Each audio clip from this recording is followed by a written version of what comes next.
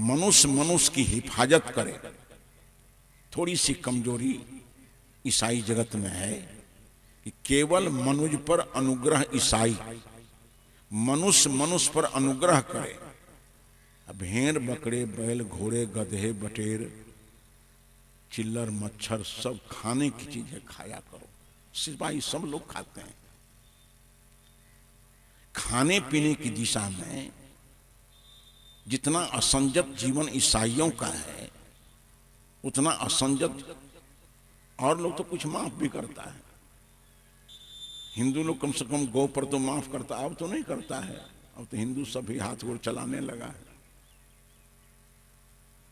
और सब पर मुसलमान हाथ फेरता है तो वह भी बकस देता है सुअर को। ईसाइयों की पाचन शक्ति इतनी बड़ी है, उसका पाचन संस्थान इतना मजबूत है कि भेड़ बकरी सुगर गधा किसी को माफ नहीं करता है, सबको खा जाता है। उसका नियम ही है कि केवल मनुष्य पर अनुग्रह ईसाई, मनुष्य मनुष्य पर अनुग्रह करे, मनुष्य मनुष्य की हिफाजत करे। ये सब घोड़े बैल गधे बटेर तो तुम्हारे खाने के लिए है, खाया पकाया करो, कोई हर्ज नहीं है। मनुष्य मनुष्य पर अनुग्रह करे। तो मनुष्य की सेवा के लिए हजरत ईसा का जीवन बड़ा समर्पित था। वही महात्मा गांधी जिस समय एक वायसराय था, जब ये देश पराधीन था अंग्रेजों के अधीन, तो गांधी जी बंगाल की तरफ चले गए। सोहरावर्दी ने कुछ उपद्रव किया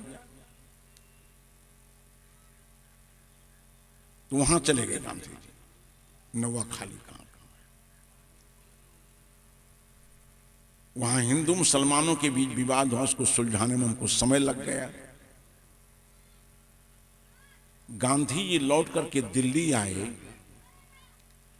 तो गलियों से गंदगी की गंध आ रही है, नालियों की अव्यवस्था बढ़ गई थी। अब उस गंदगी को साफ करने में गांधी जी रचपच गए। नाली की सफाई, गली की सफाई, सड़कों की सफाई। तो वायसराय ने गांधी जी से पूछा कि आपकी मैं तलाश कर रहा था, आप कहाँ थे? कहा कहाँ कहाँ खोज रहे थे? कहा कि सर्किट हाउस में खोज रहे थे, और कहाँ खोजेंगे? कहा कि ऊंची इमारतों में मैं नहीं मिलता। तो आप कहाँ थे? कहा जहां सेवा हमको पुकारती है, सेवा हमारी देवी है, सेवा देवी हमको जहां पुकारती है मैं वहीं खड़ा रहता हूं। मैं नवाखाली से आया, उधर से बंगाल की तरफ से। यहां तमाम गलियों में गंदगी, नालियों में गंदगी, उन्हीं गंदगियों को दूर करने में तत्पर था। गांधी जी सड़क की सफाई करते थे। गांधी जी सड़क से एक दिन जा रहे थे, देखा कि सड़क तो सुलभ शौचालय हो गया है। आज लोग, आप लोग भी करते हैं। सड़क की दशा बिगाड़ दी आप लोगों ने। सड़क को हम लोगों ने सुलभ शौचालय बना दिया है। सड़क चलने लायक नहीं रह गई है। आज व्यवस्था चल रही है। छत्तीसगढ़ में सफलता मिल गई कि बाह्य शौच मुक्त प्रदेश छत्तीसगढ़। घर के बाहर वहां कोई आदमी पैखाना नहीं करता है। यहां भी प्रयास चल रहा है। घर घर में शौचालय बन रहे हैं। सड़क पर कोई पैखाना नहीं करे, खुले मैदान में कोई पैखाना करे ही नहीं। तो गांधी जी जा रहे थे तो सड़क की बददशा को देख करके गांव वाले से उन्होंने टोकरी मांगी, कुदाल लिया, झाड़ू लिया और सड़क की सफाई कर रहे थे। जहां भी गंदगी दिखाई पड़ती थी गांधी जी वहां अपना सेवा कार्य शुरू कर देते थे। सेवा को घटिया नहीं समझते थे। समझदार संत ने कहा है कि उन्नति का साधन सेवा है। जिससे आत्म शुद्धि होती, पर लोभी मोही अभिमानी। सेवा पद अभिमानी के लिए नहीं है, मोही आदमी के लिए नहीं है, लोभी के लिए नहीं है। लोभी आदमी सेवक नहीं हो सकता है, मोही आदमी सेवक नहीं हो सकता है, और अहंकारी आदमी सेवक नहीं हो सकता है। क्योंकि सेवा के बिना अहंकार गलता नहीं है, और अहंकारी आदमी से सेवा नहीं होती, विपरीत है।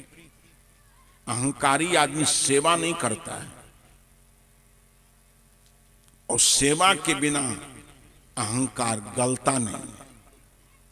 अहंकार को गलाने का सबसे बड़ा साधन सेवा है। भगवान कृष्ण ने एक बार सेवा व्रत को उठाया। जब महाभारत युद्ध समाप्त हो गया, राजकाज का भार संभाला युधिष्ठिर जी ने, उन्होंने यज्ञ किया, बड़ा सा यज्ञ हुआ। उस यज्ञ को विधिवत संपादित करने के लिए कार्यकर्ताओं की मीटिंग बैठी। उसमें सभी तबके के लोग बैठे,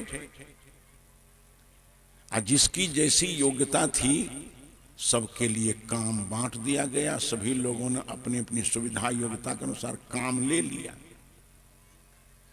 पूरे काम का बंटवारा हो गया। भगवान कृष्ण बगल में बैठे हुए हैं। जब मीटिंग उठने पर है तो भगवान कृष्ण ने कहा कि हमको तुम लोग अपाहिज समझते हो क्या?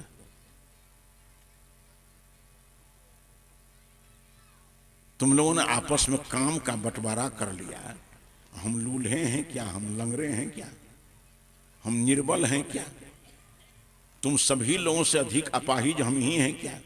हमको कोई काम नहीं दिया। मैं बैठा बैठा देख रहा था कि हमको तुम लोग कौन काम सुपुर्द करते हो। सब लोगों ने मुस्कुरा दिया। भगवान आप क्या काम करेंगे? अब काम कोई बचा ही नहीं है।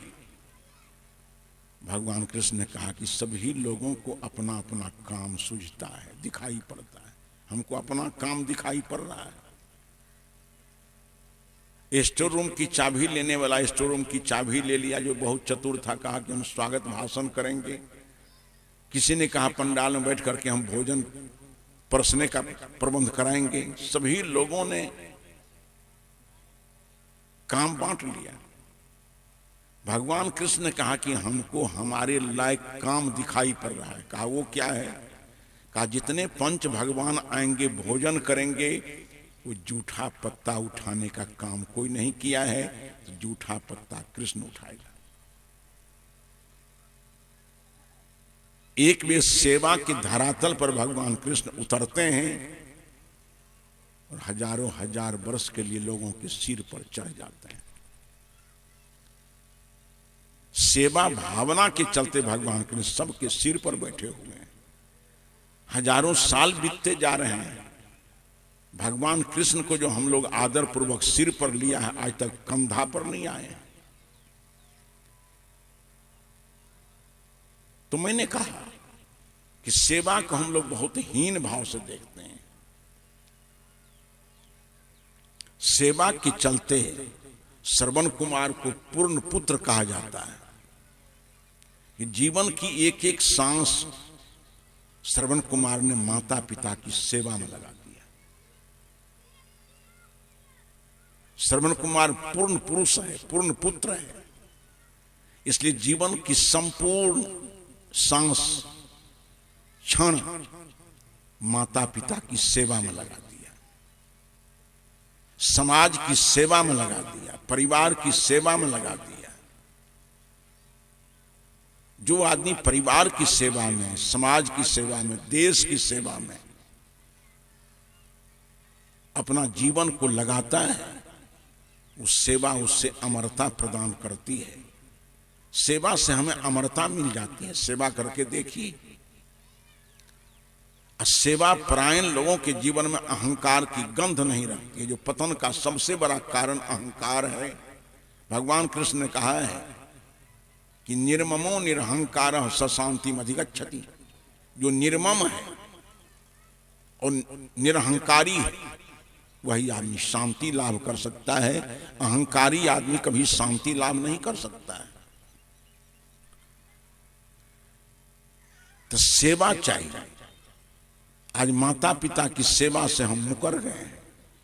ये हमारे देश के लिए सबसे बड़ा दुर्भाग्य है। आज जगह जगह वृद्धाश्रम बन रहे हैं। आज माता पिता बहुत उपेक्षित हैं। बड़ी दुर्दशा है। तो जो बच्चे जो संततियां अपनी माता पिता की अव्यवस्था करेंगे बच्चे, उस माता पिता का हम बच्चा बनने जा रहे हैं, हम उसका बेटा बनने जा रहे हैं। उस उपेक्षित वृद्ध वृद्धा का शारीरिक प्रबंध हम अपने हाथों करवाएंगे। वो जीवन ज्योति वृद्धाश्रम की स्थापना हो रही है। क्यों है ऐसा? मैं तो ये कामना करूंगा, ये सुझाव देना चाहूंगा कि हमारे घर में वृद्ध वृद्धाओं की इतनी व्यवस्था हो कि जो वृद्धाश्रम हम बना रहे हैं सब दिन खाली का खाली पड़ा रह जाए। एक भी वृद्ध वहां नहीं जाए, एक भी वृद्धा नहीं जाए। उन वृद्ध वृद्धाओं का प्रबंध घर में हो, सारे लड़के मातृ पितृ भक्त हो जाए। ये बड़ी कृतज्ञता है। माता पिता का सेवन पूजन हम नहीं करते हैं, इस सबसे बड़ी कृतज्ञता है। महर्षि मनु ने कहा है कि जंग माता पितरो क्लेशं सहेते संभवे निर्णाम न तस्य निष्कृति सख्या क्रतुम वर्षते रेपि। एक पुत्र को जन्म देने, पालने, पोसने, विद्वान चरित्रवान बनाने में जो माता पिता की लागत लगती है, अगर वह पुत्र 100 वर्षों तक माता पिता की सेवा करे, उद्धार नहीं पा सकता है। वो माता पिता अनादृत कैसे हो रहे हैं? वो माता पिता असम्मानित कैसे हो रहे हैं? वो माता पिता उपेक्षित कैसे हो रहे हैं समाज में? जघन पाप है। माता पिता से सेवा से घृणा है। अभी उस वृद्धाश्रम के सहयोग के लिए डॉक्टर डी राम का नाम सुने होंगे पूर्णिया में आप लोग, बड़े संप्रतिष्ठित डॉक्टर हैं। उन्होंने कहा है कि वृद्धाश्रम में हम सहयोग करेंगे। तो गए, फिर हमसे मिले। उन्होंने कहा कि साहब हमारे क्लिनिक में एक बूढ़ा आदमी था, उसको मैंने कहा कि जरा करवट बदलिए। जांच कर रहे थे तो हमने कहा कि बाएं करवट हो जाएगी, तो बेचारा समझ नहीं सका, बूढ़ा था, दाएं करवट हो गया।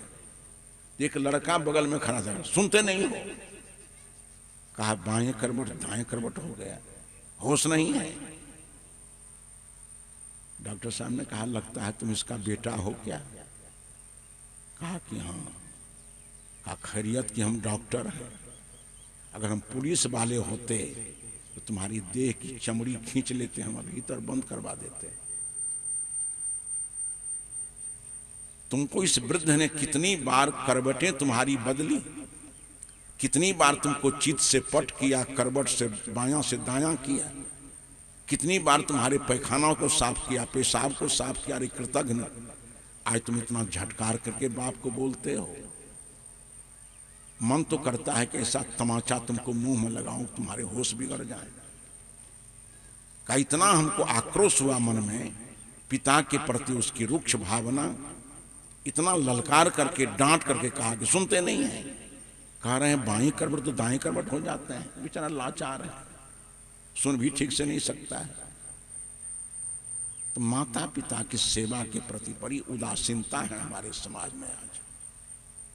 माता पिता की सेवा में तो जीवन लगा देना चाहिए। जीवन उसी का दिया हुआ है। जीवन में आपका है क्या?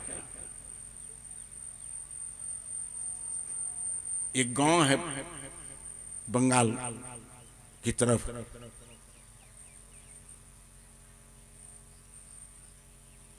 मैं उस गांव में था। इसी समय बैठा हुआ था मैं कुर्सी पर, एक व्यक्ति बैठा हुआ है घाट पर। उसके 2 बेटे हैं। कबीर पंथ का भक्त है, पीढ़ी दर पीढ़ी। उसने कहा कि साहब हम भी माता पिता की सेवा किए,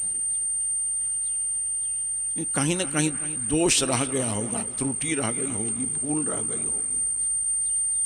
उस माता पिता के आशीर्वाद से मेरे दोनों बेटे हमारी सेवा में इतने तत्पर हैं कि दोनों बेटे का प्रयास है कि बाबूजी धरती पर नहीं चलें तो ज्यादा अच्छा है। एक लड़का एमए पास है, आपके पूर्णिया में रहकर के ट्यूशन करता है, आया है तो पिकदानी ले आया है। अनुकरण कीजिए, जितने युवा पीढ़ी के लोग हैं पिकदानी ले आया। कहा कि पिताजी खखार उखार आता है, थूक थूक तो उठ करके फेंकने मत जाइए, अब शरीर उसके लायक आपका नहीं है। हम लोग दोनों भाई कुछ न कुछ काम करते रहते हैं, जब खखार आवे थूक आवे तो इसी पिकदानी में गिरा दिया कीजिए। जब समय मिलेगा हम दोनों भाई में से को आएंगे, इसको साफ करेंगे, फिर ताजा पानी डाल करके आपके निकट रख देंगे। उस व्यक्ति ने कहा कि क्या बताएं साहब, मैं एक दिन खांसा, कुछ कफ आया तो मैं झुक करके उस पिकदानी में गिराना चाहता था, तो हमारा एमए पास बेटा दौड़ करके आया और मुंह के नीचे हाथ लगा दिया। कहा बाबू झुकिए मत, इस हाथ में थूक गिराइए। हमने कहा बेटा पिकदानी तो ला ही दिए हो, और एमए पास, उसको कितना समझावे आ गया। कहा पिकदानी तो ला दिए हो। कहा पिताजी पिकदानी तो किसी और फैक्ट्री में बनी है। इस सामने जो अपने शरीर की तरफ इशारा करके कहता है वो पिकदानी तो किसी और फैक्ट्री में बनी है, ये पिकदानी जो खड़ी है आपके सामने वो आपकी फैक्ट्री में बनी है। अगर उसी में सब दिन थूकते रहोगे तो इस पिकदानी का क्या प्रयोग होगा।